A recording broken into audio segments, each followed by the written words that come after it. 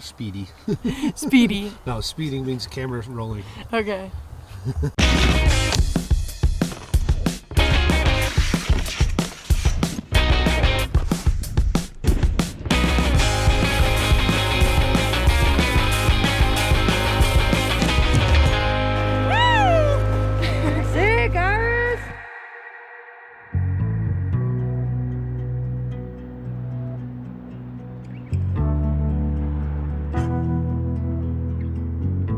Okay, are we ready?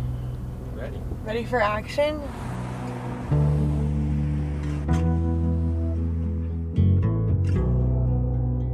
I definitely had some struggle just from the family I grew up in, and like we didn't have as much as what I saw around me.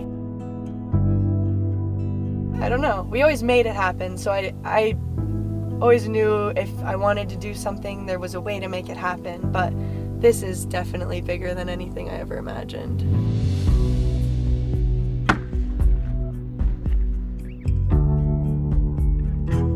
I think growing up, I felt a lot of limitations due to my circumstances and sometimes didn't believe I could do basic things. Like I was like, what am I gonna do with my life? Like I didn't have any sort of college fund set up or any plan really.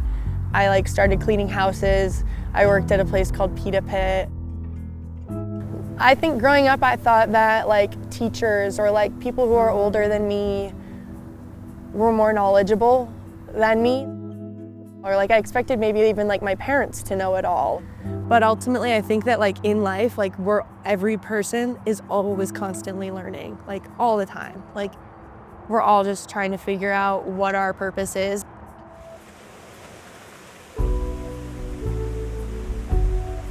I kind of just like started working and trying to save money and bought a car and then eventually a sponsor, Never Summer, wanted me to start going on some trips, and I was working. Yes, Iris! Couldn't go on the trip they wanted me to, but then they were like, what is it you need to pay for? And I was paying for a car payment every month, so they started paying just that amount to me each month. And I started going on some of the trips they wanted me to go on.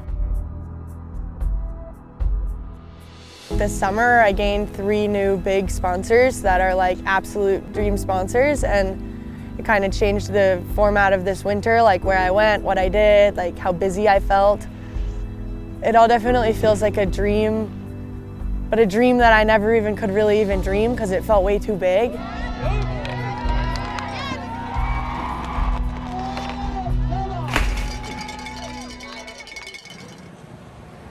I made it into Canada with my van. Can't believe it.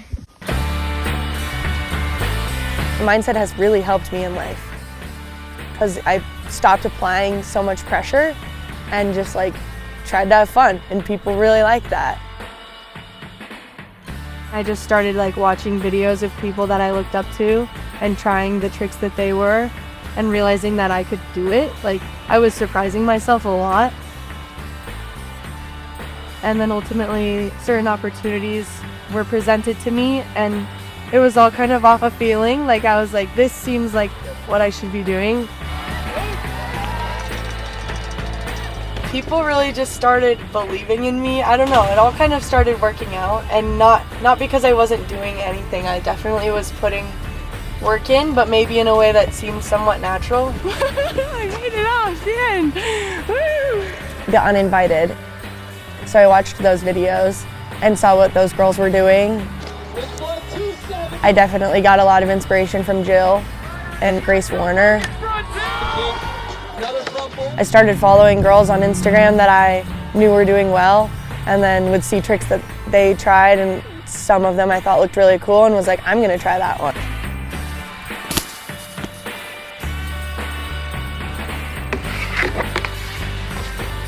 Some ski boys in Bozeman that like really believed in me and kind of told me, they're like, you're doing great, like I think you could go to Do Tour, I think you could do these events, and I like kind of didn't really believe them. There we go. Oh my God.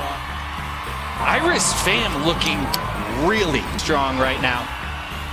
And then eventually, like from the heavy metal, started met more snowboarders that as we talked, I could tell they like believed in me. And I guess I just listened like enough that I believed in myself enough, and it all has fallen into place. I kind of just was in it after that, like flying to Finland, flying to Japan. I had never been out of the country before. I was just like, wow, this is crazy. Here we go.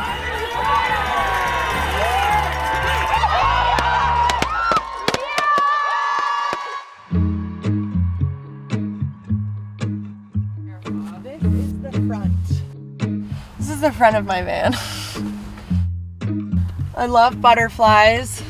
Butterflies mean a lot to me. I feel like the transformation process is very relatable to life. My mom loves Care Bear. One time I dressed like a little Care Bear for Halloween. This makes rainbows. I love rainbows. My name means bright as the rainbow.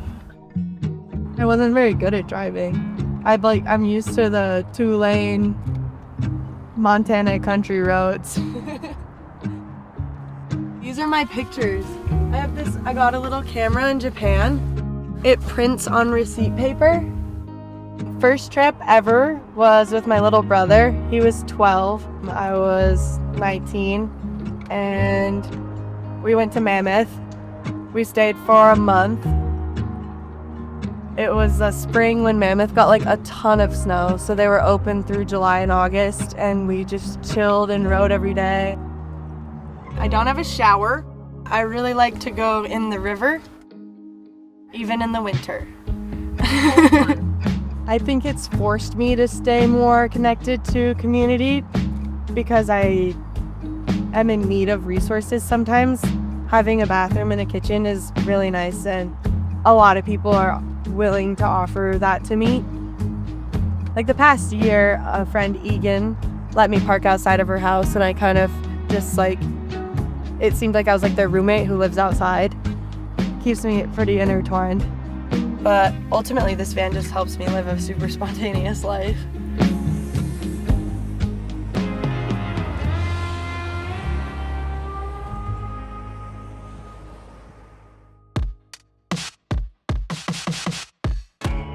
Unfortunately, I just took a slam at an event, and turns out I tore my ACL and meniscus. I am now learning about insurance, and I think normally you would just go home, but I live in my van all the time, and home maybe isn't the best solution for me right now. Like right now I'm realizing that in Salt Lake City I have a really good support system. Definitely time to lock in, figure out how to start this process, and I have a big healing recovery journey ahead of me right now. The world is making me slow down a little bit, and that's special in its own thing. I've realized, and I'm still learning, that snowboarding is pretty much all a mental battle. Like, because you really can do anything that you put your mind to. I think I'm still taking it in. I really am learning every day.